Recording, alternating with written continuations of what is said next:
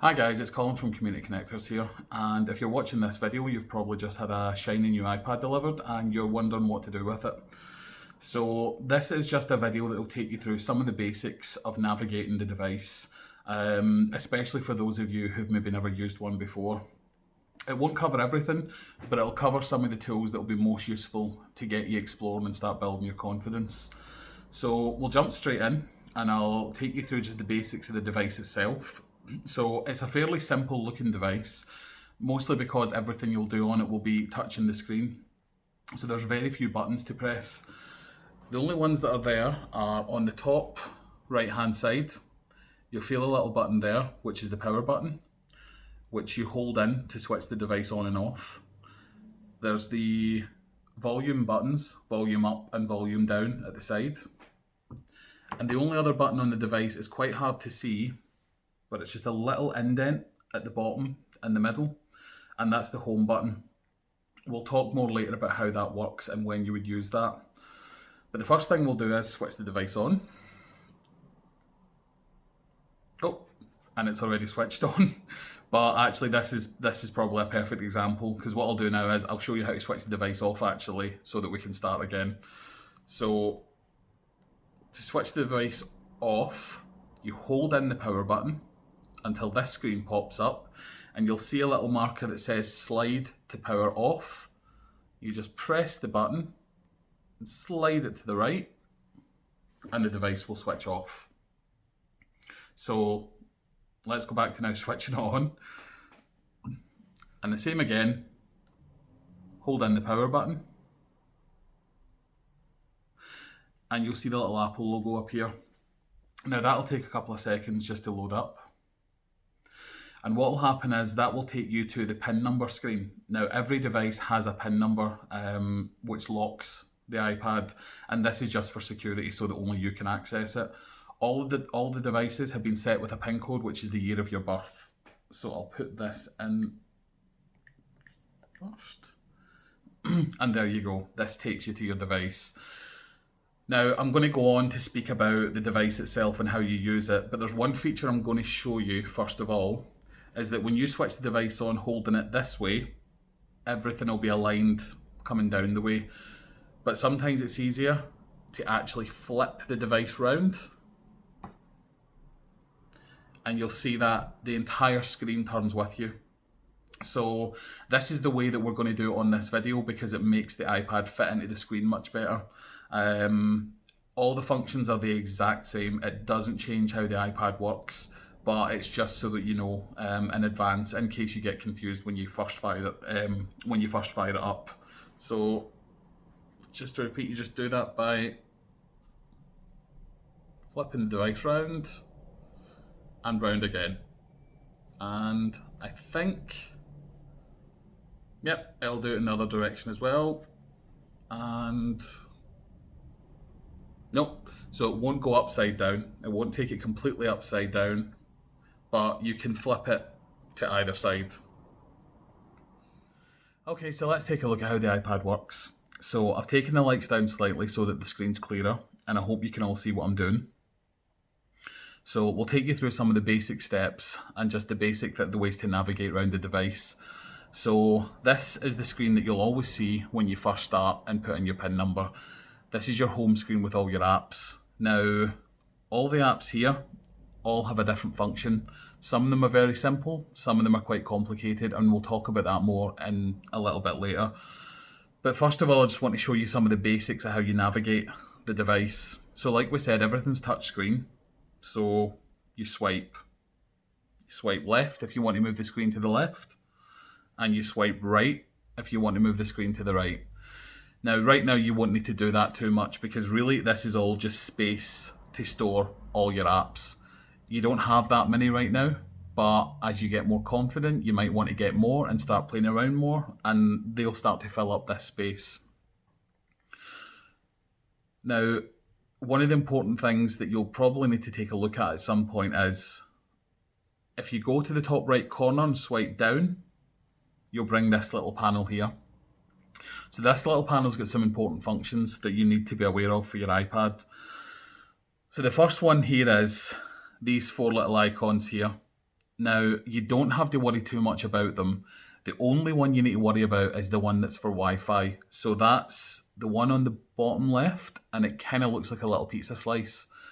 As long as that's highlighted blue, that means that the Wi-Fi is switched on your iPad, and it should speak to your Wi-Fi device and give you an internet connection. If you're ever struggling with internet connection, that's where you go and check first. Now, there's a couple of different things here that you don't need to pay too much attention to, but two of the things that are useful to know is here you have a little bar that controls the brightness of the device, and here's one for the volume.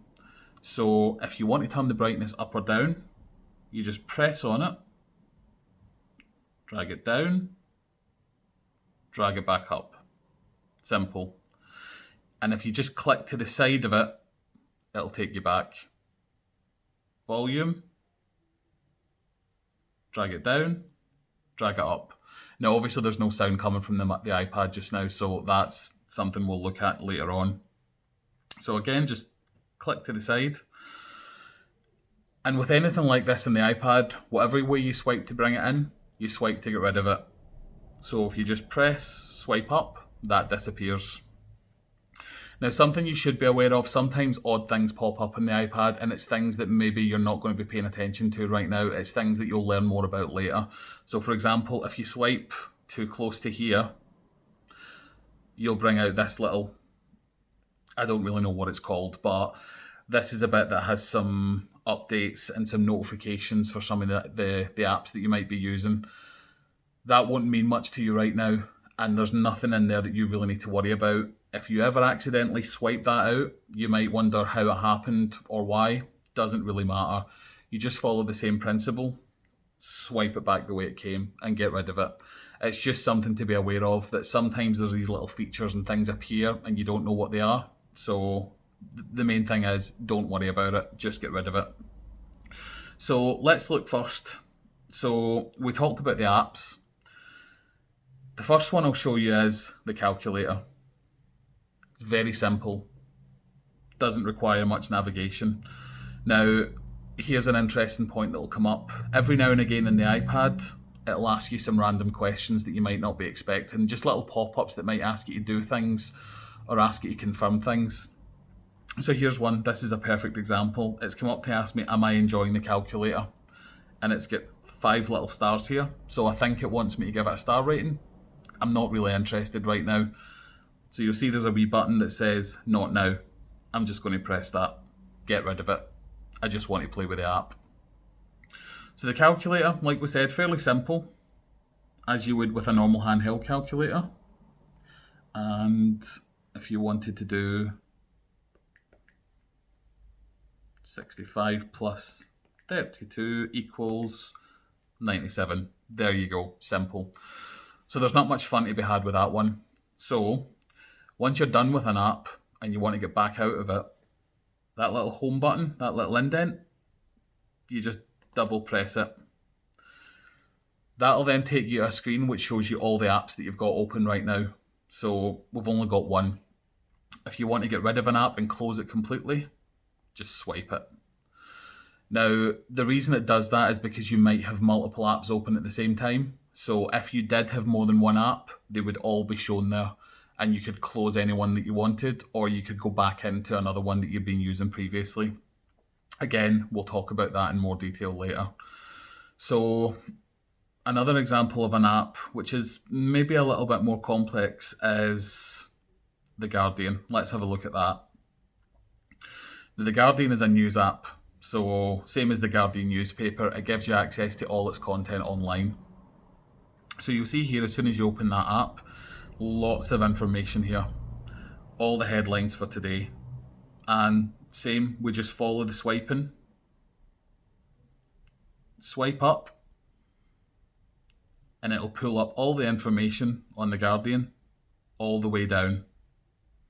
And if you want to go back up, swipe down. So there we go. Strictly Come Dancing 2020. There's an article there about the new contestants. So let's click on that. And that'll take you to the article. Usually a big picture to start with. But again, you scroll down. you can read the article. Fairly simple. Scroll back up to get back to the top. Now, when you're in an app, sometimes it can be quite difficult to figure out how to get back to where you were before. What to do is always look out for, you'll see a little arrow that points to the left, or we call it back. You're always looking for something like that to press to take you back to the screen that you're on before. Now, also within these apps, there's usually some sort of menu so that you can navigate or so that you can search for things in more detail. Now, on apps and on the internet, usually a menu is represented by either 3 little dots or 3 little lines. They all look different, but they all follow a similar theme. So if you look on The Guardian, there's a little yellow circle with 3 lines. That's what we're looking for here. So if you press that, that will bring up a menu to the side. So if you want to search for something very specific within the app, or if you want to go a bit deeper, that's where you would use the menu to navigate. So you'll see here down this side, there's lots of different headings. So if you want to look at news that's from the UK, if you want to look at coronavirus news, politics, all the way down, culture, business, lifestyle, that's all there for you. So say, for example, let's look at culture.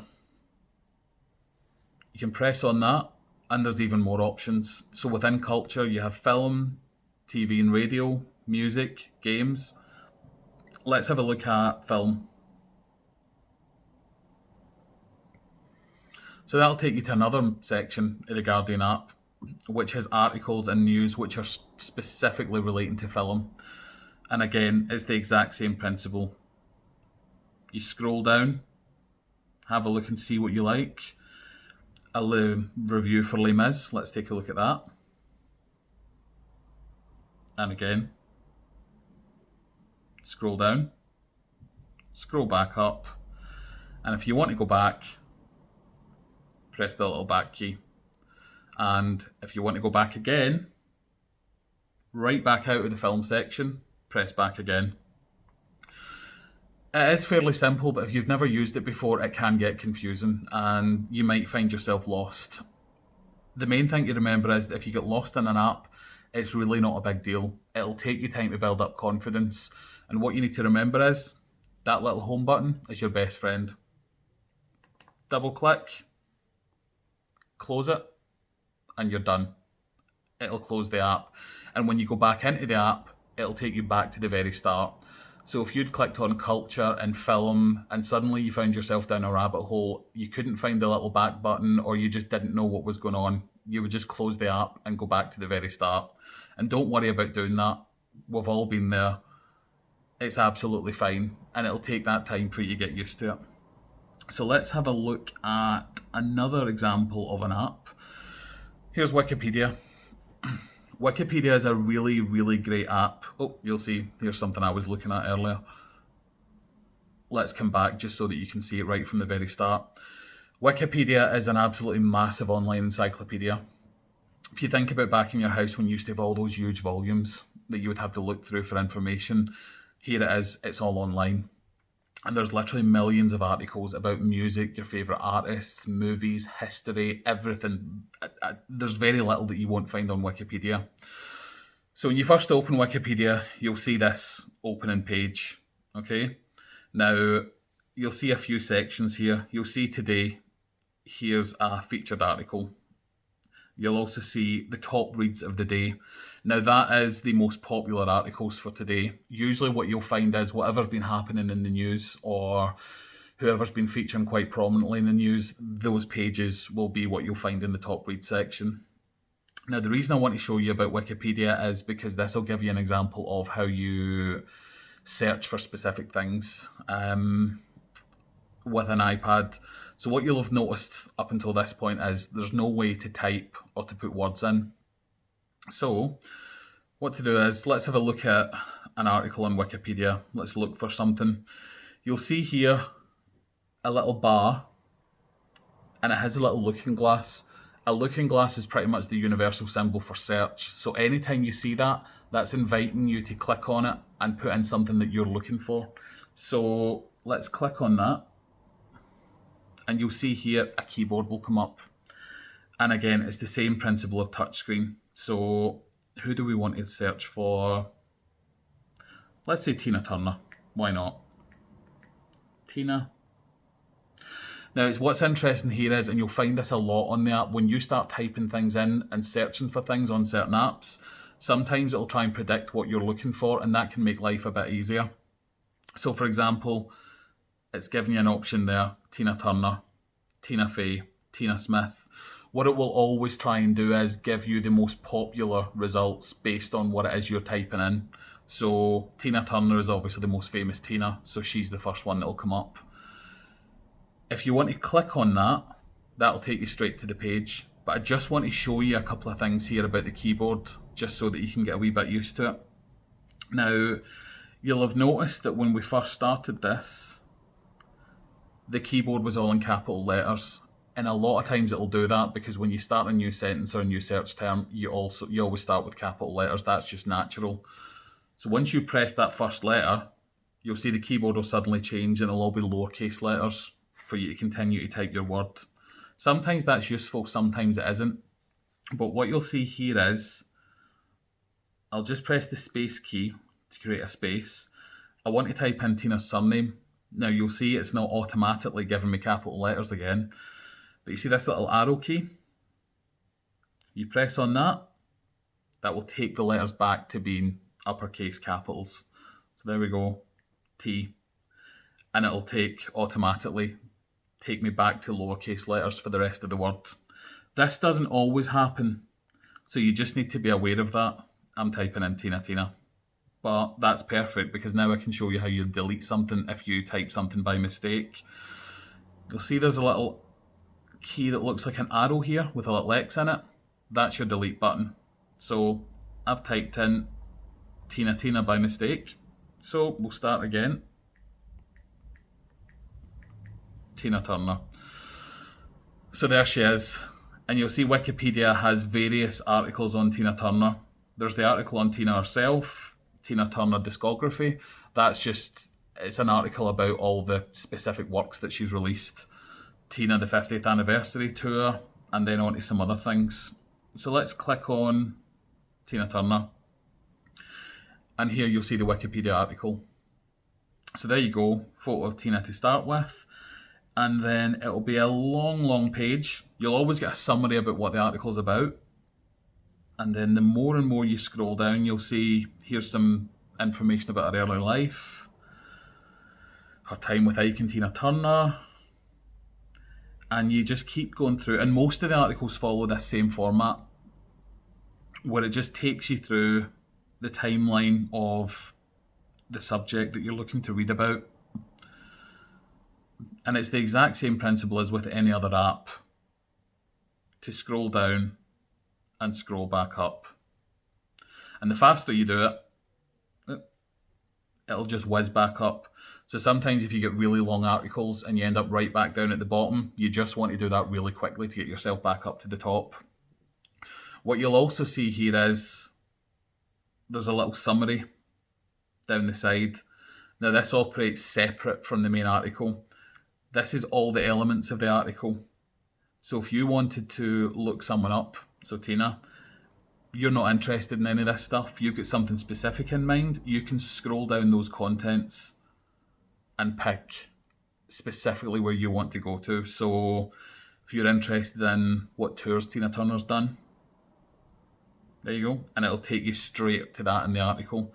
And all that's really doing is that's scrolling down for you to exactly the part you're looking for. You can still scroll back and forward in the app itself manually. So we'll use that little home key again. Now this time, I'm not going to close that app because you don't have to. So say, for example, you've got that article for Tina Turner and you want to go back to that. So you don't necessarily want to close the app, but you want to get rid of it off your screen. This time you don't swipe to take the app away. You just click anywhere else on the screen and it'll take you back to your home page where you can select another app. So say you realise, God, there's a bit of news I wanted to look at and I completely forgot. So you want to go into the BBC News app.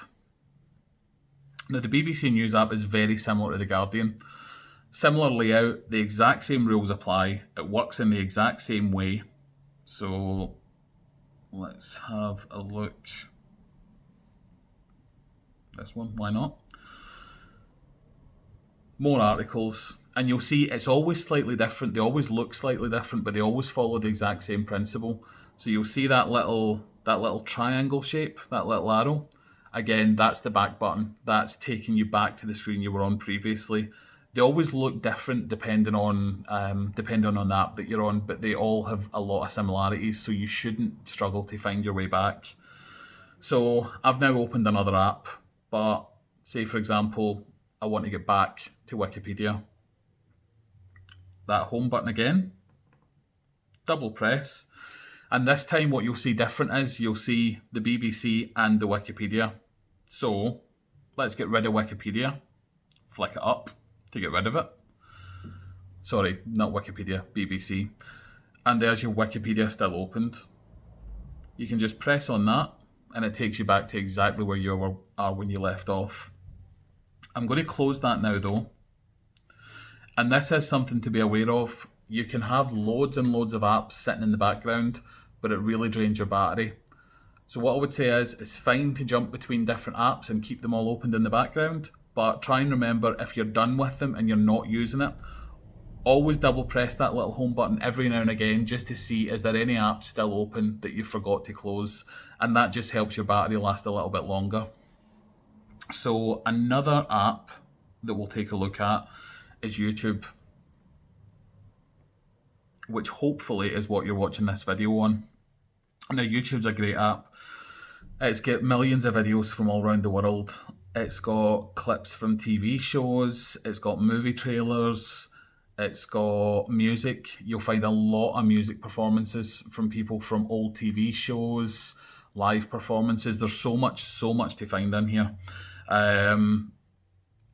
There's also a lot of people who have a camera and just want to upload videos of themselves talking rubbish or giving their opinions or doing a party trick. Lots of it there, and I'm sure you'll find time in the coming months to explore all that. But I just want to give you a quick look at the basics of YouTube so that you can start to navigate. When you first come on, you'll see it'll automatically be showing you some of the most popular videos. So you just scroll down there. You'll find this is mostly movie trailers or videos relating to whatever's been in the news. If you're anything like me, you'll find very little in there to interest you. If I go onto YouTube, I'm always looking for something specific. So let's go back up. And again, it's the same principle to go down and up. You'll see you want to search. Now, it's not as obvious in Wikipedia, but if you look for the same things, so like we said, the looking glass is the universal symbol for I want to search for something, and you'll see it there just in the top right corner, third one along, a little looking glass. Let's click on that. So let's have a search. So we say Tina again, Tina Turner. And it'll do the exact same thing. It'll start to offer you some search results depending on what it thinks you're looking for. And if that's useful to you, fine. If it isn't, ignore it and just keep typing what it is you're looking for. So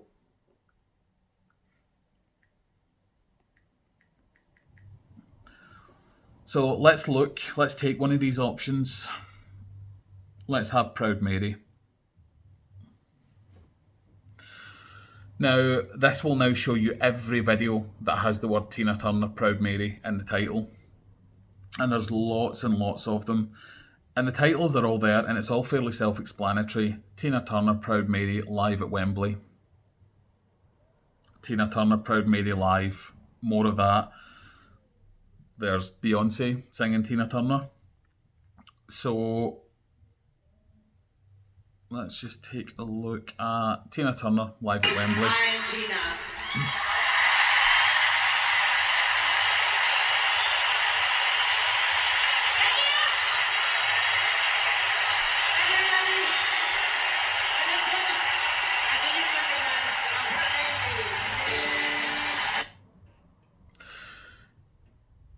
Now, it's hard for me to describe what I just did there because there was music playing, so it was quite difficult. So what I'm going to do is I'm going to use the volume key to turn the volume off, because as much as we like Tina, you won't be able to hear me.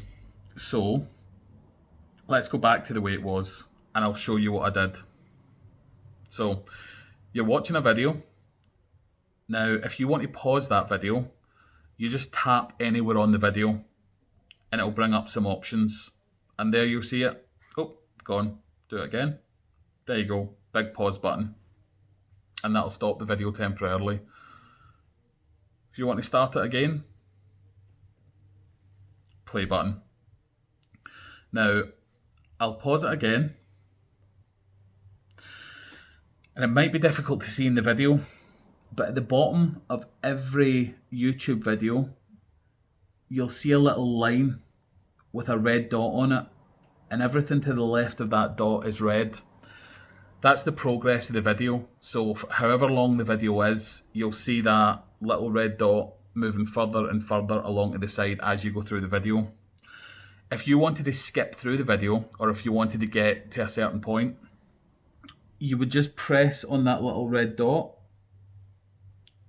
keep it down, and drag it to exactly where you want to be. And that will fast forward the video for you. So you can do that when the video is paused, or you can do it while the video is playing. It doesn't really matter, but I just thought it's easier for me to show it to you if it's paused. So let's press play again. Now, whenever you watch a video on YouTube, what it'll also do is down the right hand side, and you can just scroll, and this part will move independently from the rest of the screen. It'll give you loads of recommendations. Now, the recommendations will usually be based on the video that you've chosen to watch. So it might offer you, in this instance, some other Tina Turner videos. Sometimes it'll also just offer you recommendations based on the history of what you've watched. So the more and more you use your iPad, the more and more you'll start to see things will change and it'll adapt to you. The other things to be aware of, there's a lot of information on this screen and you don't have to pay attention to it at all. But you'll see underneath the video, there's some more details here. You can scroll down here, and this is a comment section. Anyone who's watched a video is welcome to leave a comment or chat to other people who have watched the video. Sometimes it's quite interesting to read, but for now, feel free to have a look, but we won't complicate things by discussing how you get into that and how you start leaving comments or interacting. That's definitely something you can look into as you start to get more confident. So we'll just scroll back up to the top of that section. Now, I'm going to touch the screen again, and I'm going to pause it. And I just want to show you, it'll probably disappear in a second, but there's a little square down here in this corner. It's a little white square. And if you press on that, that'll bring the video up to full screen. So if you want to watch the video and see it in much more detail, that's the way to do it. So, and everything works the exact same. Tap it to get the pause button. And you'll see that little square has changed slightly, but it's essentially looks very similar. And now what this is telling you is that you can bring it back down. So there you go. Now, you'll see again up in the top left hand side, there's a little arrow if you want to come out of that video. Now what that'll do is, it doesn't close a video completely. What it does is, it'll just collapse it down to the bottom right hand side of YouTube, because you can continue to look through for other videos. In the same vein, or if you want to go back and search for another video. So there's that little arrow that we've seen before in other apps. Press that, and that'll take you back to the home screen. So if you wanted to search for something else, let's say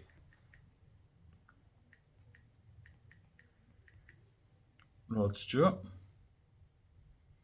you can do that, and you can take a look through all the videos for Rod Stewart, but the video you're watching before will still be down in that corner. and you can still listen to whatever's playing. If you just want to get rid of that completely and you don't want to go back to that video at any point, there's a little X button there. X usually always means close if you want to get rid of something. So there we go. So that's just the basics, and again, YouTube can be quite confusing because you'll already see there's loads of different, here's just some videos, but then you come to another section and things are going across the screen. It might get quite confusing, but again, it's back to just understanding that if you get lost or you're not sure how to get back, you've always got that option of the home button. Close the app, and when you go back in, you'll be back to the very start again. Now, here you'll see an example of one of the recommended videos that comes up right at the very start now. It's Tina Turner. So that's just an example of how, as the iPad starts to get to know you, some of the things that it will recommend will be things that should be more relevant to you. So let's come back out. Okay, so that's the basics of some of the more interesting apps. There are a couple of other apps on here that we're not going to show you right now in this video because we don't want to complicate things too much. What you'll see there is you'll see that you also have FaceTime, Zoom and Skype. Those are video calling apps. So if you want to call or speak to friends and family on video message, you can do that. Or if there's any online activities or things going on in your local community that you want to get involved in, most of them will use one of those three apps for their video calls. Now, if there is something that you're interested in, speak to your area teams and they'll help you more specifically about getting access to those video facilities. And if you want to speak to friends and family, I'm sure they would be more than happy to talk you through how they can connect with you. The other two apps that I haven't shown you is Spotify and Amazon. Now, Spotify has access to millions and millions of music tracks. It has everything from old classics to a lot of new materials, and it's free to use. We've set you up with an account for it, a free account. It may ask you to upgrade to a premium account, and the only difference there is that you don't listen to adverts. As it is right now, you'll get an advert every few songs that you listen to, so just like when you're watching the TV. We're not going to go through that just now because that is a wee bit more complicated as an app. So once you're more confident navigating the ones that you've already seen, Spotify is probably a good example of one where you can go on yourself and start to play about and try and find, right from the start, try and navigate around that. That'll probably be a good learning opportunity for you. The other one that we've given you is Amazon.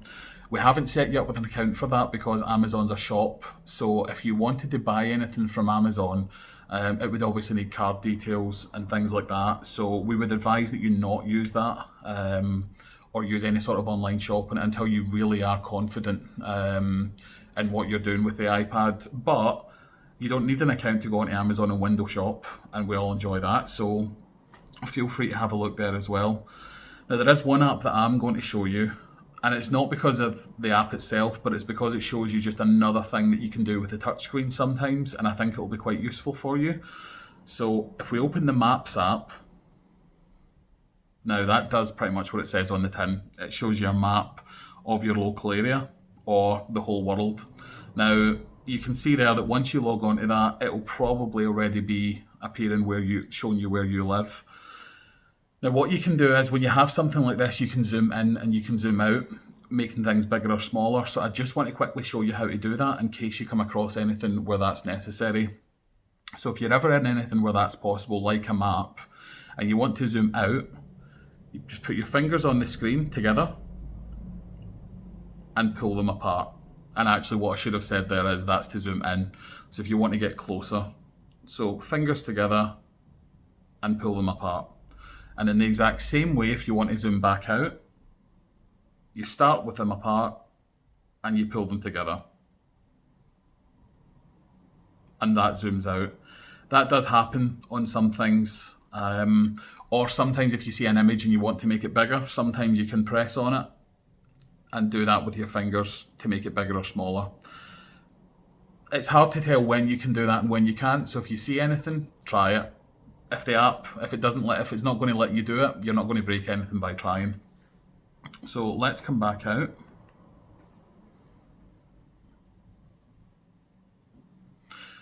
And that pretty much covers the basics of the iPad.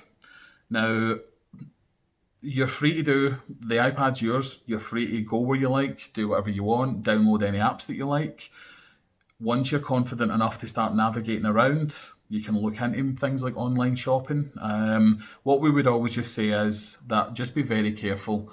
Only hand over financial details or card details if you're absolutely confident that you know who you're giving them to. And if in doubt, always phone one of the area teams and we'll be happy to talk you through it.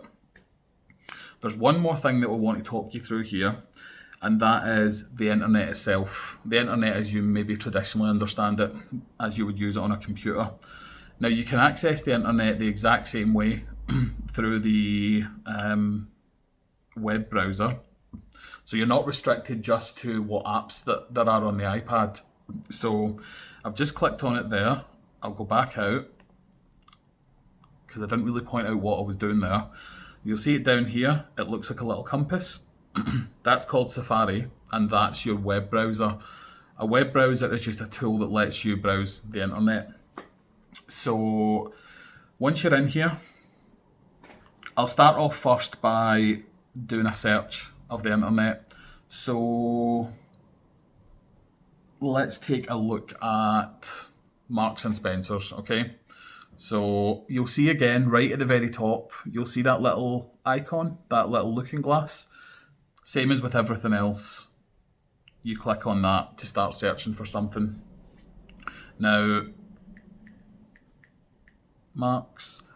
So you'll see here, you can either put in just a word that you want to search for, or you can actually put in the name of a website yourself that you just want to go directly to. So you'll see there, it's already suggesting Marks and Spencer's, and you can click on that. Now, the other thing I want to show you is that, say for example, if you wanted to type in Marks and Spencer, you can type in the and as A-N-D, but you can also type it in as, you know, the little and symbol. I just want to show you where that is. So on the keyboard, you'll see there's a little key down the bottom, which has a full stop, a question mark, and 1, 2, 3. In the same way that you pressed the little button above that earlier to change the keyboard to capital letters, you can also use that button to change the keyboard to numbers and symbols. So if you ever needed to put numbers and symbols as part of something that you're typing in, that's where you would do it.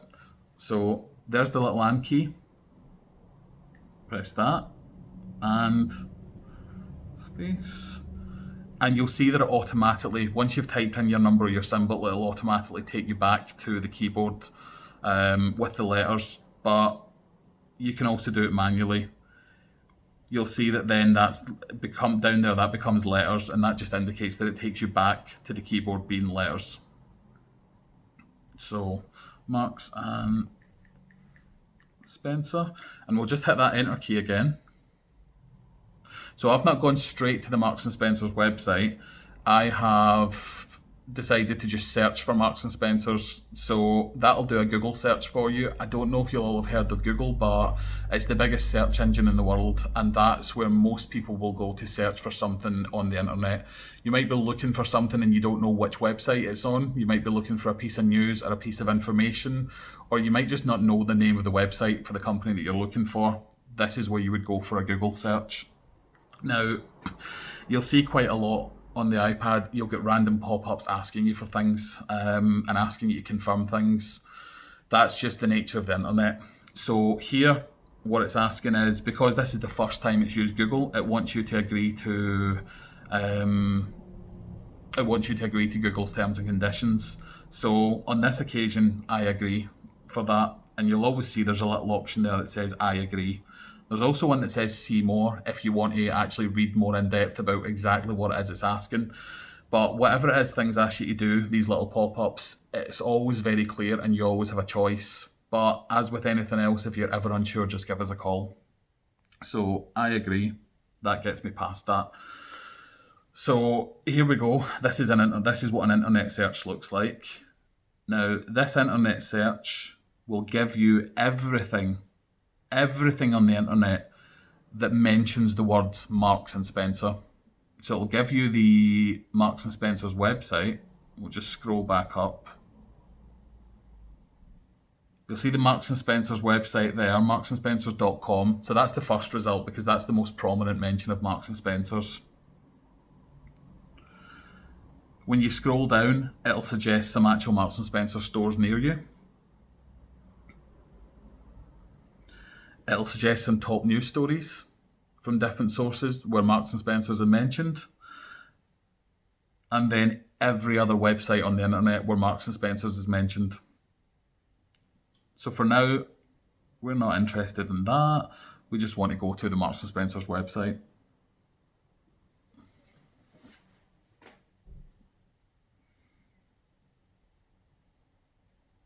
And just give that some time to load. And there you go. The Marks and Spencer's website. And now you'll see, here's another pop-up that's appeared down the bottom, asking you to accept something. Every website you go onto uses something called cookies. It's a word you'll see a lot on the internet and it can sound really confusing. It's a name that doesn't make much sense, but essentially what cookies are is whenever you go onto a website, in the background of the iPad, that'll be stored somewhere. It'll be recorded that you've been on that website. And what cookies are a way of other websites on the internet like Google and Facebook and YouTube. It's a way of recognizing the kind of things that you're interested in so that when you see adverts on the internet, they're usually tailored to the things that you've looked for or the things that you've done previously. It's a bit more complex than that, but that's the simple essence of it. Most of the websites will just be asking you to accept that they use them. It's just data protection that all websites have to ask you. I tend to, on a personal level, always just accept it because it's easier. So you just press accept and close. If you're not comfortable with understanding that, or you really want to know more about what you're being asked, again, you can give us a call and we can talk you through it. So some websites that'll appear at the bottom, sometimes it'll appear as just a big pop-up window right in the middle of your view and you can't do anything else till you click on it. Sometimes it'll give you more options than just to accept. Sometimes it'll ask you to make some choices. Again, just read through everything and it should lay out fairly clearly what it is you're being asked for. So here's the Marks and Spencer's website here. Now, there's a couple of things I want to show you on the web browser. You'll see here the little back icon, the little arrow pointing to the left. Same with other apps, that takes you back to where you were before. Now, because the internet is slightly different, you can go anywhere you want. It's not like the Guardian app where you can only go to things within the Guardian app. This is the internet, you can do what you want.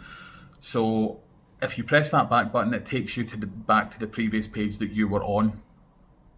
And if you press it again, oh, we didn't go any further back than that. This is where we started, so that's not going to work. But also, this has a little key and a little arrow that points to the right as well. That's to go forward. So if you press that, and I didn't do that properly, that'll take you back into the Marks and Spencer's. So you're almost skipping back and forward between the things that you've just been in. The forward one, I don't find much use for it. And you'll see I've accidentally clicked something on the website there. So I'll just press back.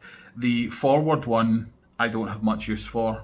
But the back one is very useful because if you are searching for something on the internet, say you've searched for Marks and Spencer's, and you're looking down and you accidentally click on something that isn't Marks and Spencer's. So I'll click on, there you go, Hello Magazine. It's an article about Lorraine Kelly talking about Marks and Spencer's, I think, from what I can see.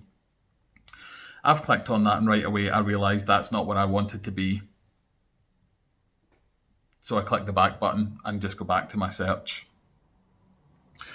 The other thing to be aware of on the internet, that anytime you see text in blue usually means that text is linked to something else. So if you see something in blue, that means that will take you directly to another page. So say for example, we have Marks and Spencer's. Underneath that, you'll also see things like women's wear, men's wear, kids, school uniform, lingerie, home and furniture.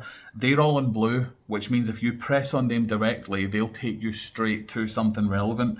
So for example, the one that says men, click on that, and that'll take you straight to Marks and Spencer's menswear page. Sometimes it's not as simple as that. Sometimes these blue links take you somewhere completely different. I'm trying to think of a good example of that. Here's an article about Marks and Spencer's on BBC News.